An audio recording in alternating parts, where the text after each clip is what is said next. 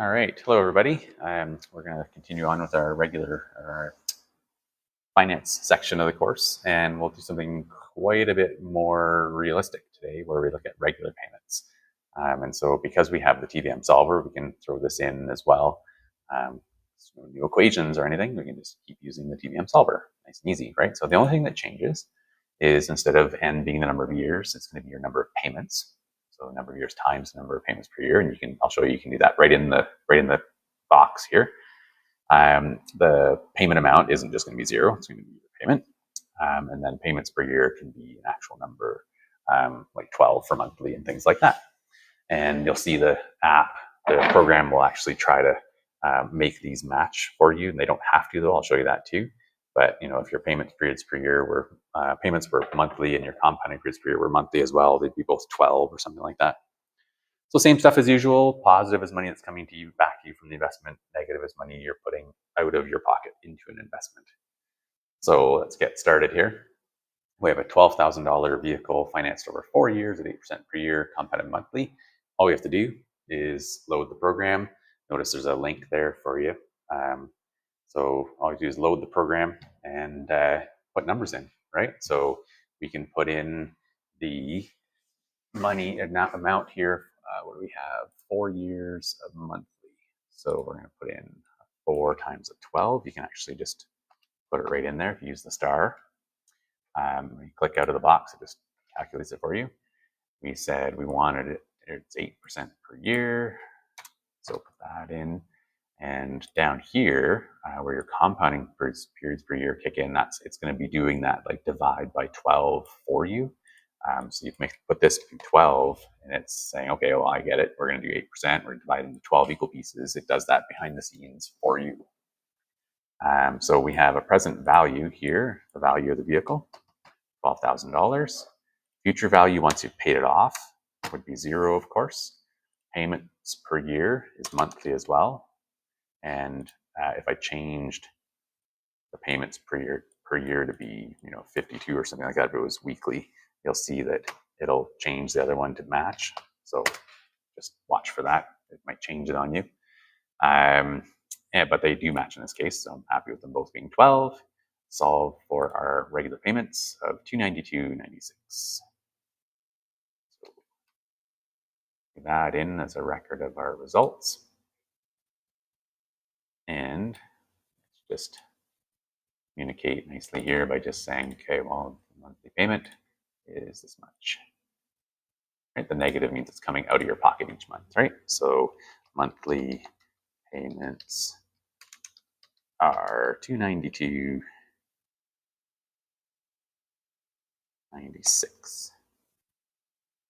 Total amount of money paid after 4 years. Well, we can just actually go right to the app and do this. So we have 48 payments of $292.96, and just hit enter or click out of the box, and it'll do it for you. So it says this much money, right? So probably not a bad idea for me to show here too, though, but it's really just your payment amount times the number of payments.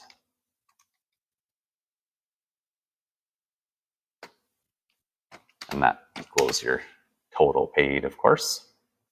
Very logical.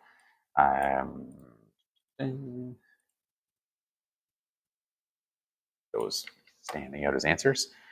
So of course the numbers for us were the $292.96 times the 48 equaled the 14,062.08. Right? So you could have therefore the total paid for the car is 14,062.08.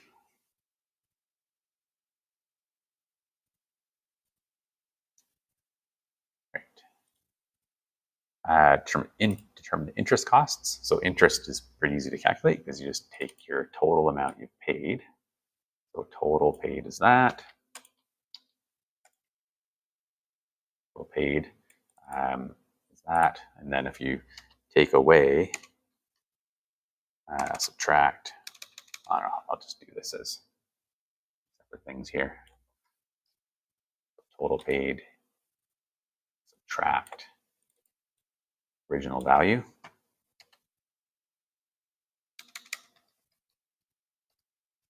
Equals the interest cost, of course. You could have just paid $12,000, but instead you paid more than that.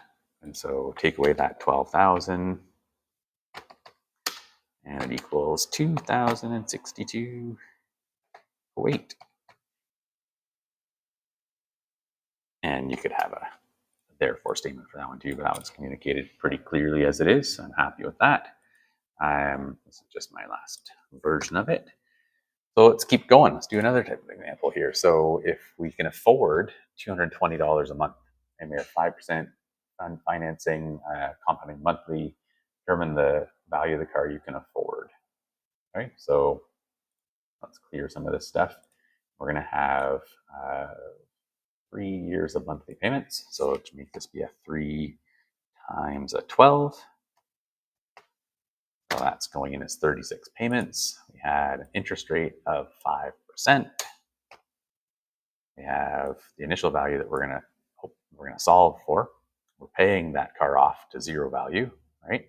And we want to have monthly payments. Both of them are monthly this time, monthly compounding monthly payments, right? So determine the monthly payments. I just had to double check there. So monthly, and so on. So we can solve for the payment. So click in the box, solve. So it says we have payments of $359.65. Oh, sorry, I'm off track here right now. I'm thinking of the other example. We can afford to pay $220, right? Yeah, we can afford to pay $220. So we can afford to pay $220. We can solve for how much money, what value of vehicle we could purchase. So this is $220 for 3 years of monthly payments. Means we can afford a total price of $73.40.45. So let's get that record there as well.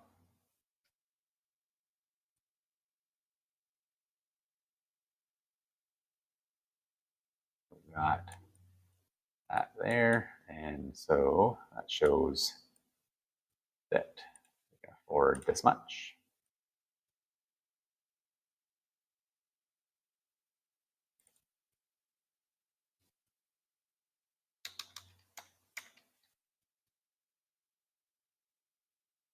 And this is, total, of course, right? If you want to see what you can afford before tax, you just divide out the tax. So you take that number and divide by 1.13. Let's just throw here. I divide it by, so 1.13. It'll spit out the number there. So in other words, you can afford that much before tax. I want to show that work. Well, that way you know what you're looking for on marketplace or used car dealerships or whatever. Divided by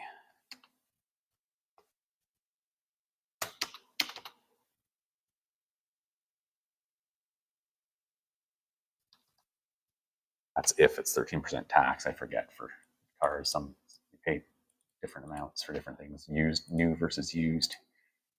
But calculations, it's still be the same way, just with a different number. Determine the total amount of money paid for the car over the 3 years. I have a 4 there by accident. So obviously you would just do the 220, right? So the 220 times the 36 payments. So 220 times 36, 7,920. 7,920. Oops. So basically there, you just have to recognize that there's some really simple logic in these things. You don't have to think of it as a TVM solver calculation. Instead, it's just your payment amount times the number of payments. Some people get messed up with these types of questions, because if they think, how do I use the TVM solver for that? But you just use the results from the TVM solver and just calculate them based on regular logic.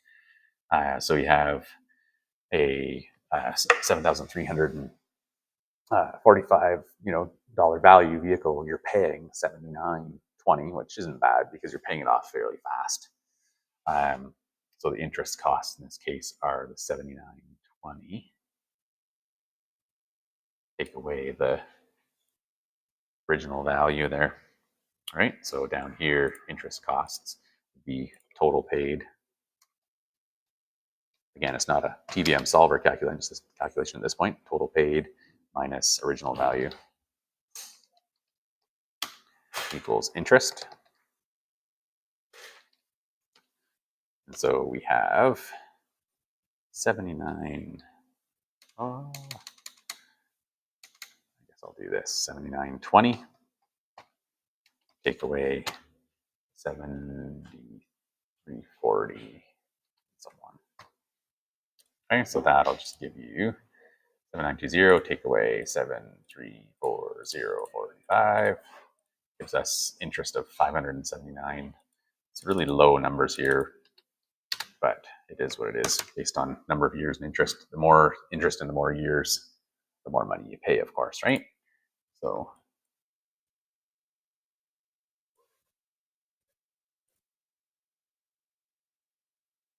one more calculation as a practice for us here. We have $20 per week invested in an account, and 6% compounded monthly. How much do you save up after 2 years? So we have payment of $20, so negative 20, money coming out of your account each month, 6%.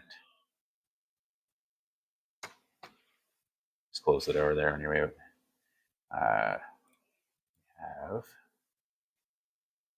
week, 2 years. 2 years of weekly, right? So 2 years times the 52, just like the stuff we had done before. We have interest rate of 6% and present value. We don't have any present value because we're saving up money, and so we're looking for that future value. But we have weekly payments, so 52, and see how it's going to change the compounding period to 52, but we're going to compound monthly. So we've got the TVM solver set up to be able to solve for how much money we save up. So that is our number there.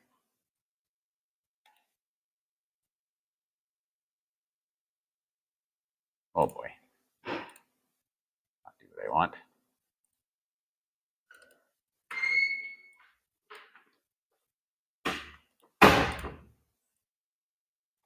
So Windows Shift S here for this.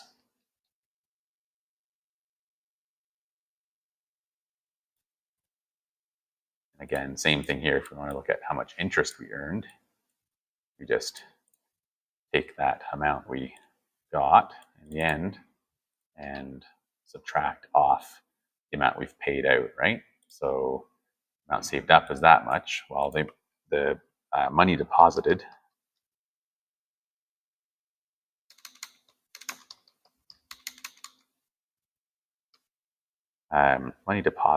subtract do the total value. So let's say the end value minus money deposited, of course, would equal your interest earned.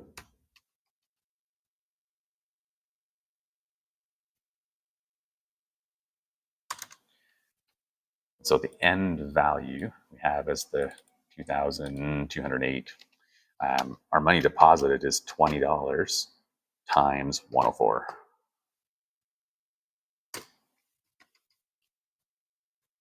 So what do we have for that? We have the $20 times 104.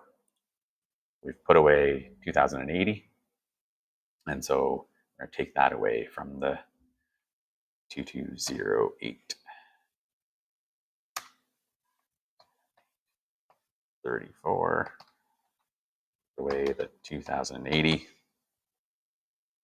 That'll give us amount of interest that was earned. I'll put it down here. So that would be 220.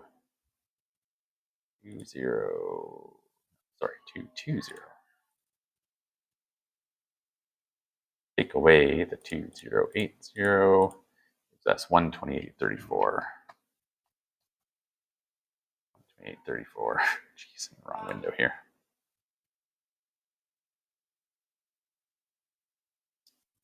So you can see you can just basically calculate anything you want to do with loans and money and so on.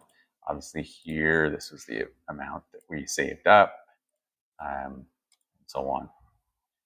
So similar idea here. If you need $5,000, how much money should you save up? You'd just be solving for the payment. So I'm just going to leave that one for you to do. If you have any questions, obviously just let me know, and I'll help you out. But these should be doable. You just plug the numbers in as I've been showing here into the TVM solver and solve for the missing piece. All right. Any questions, let me know. Until next time.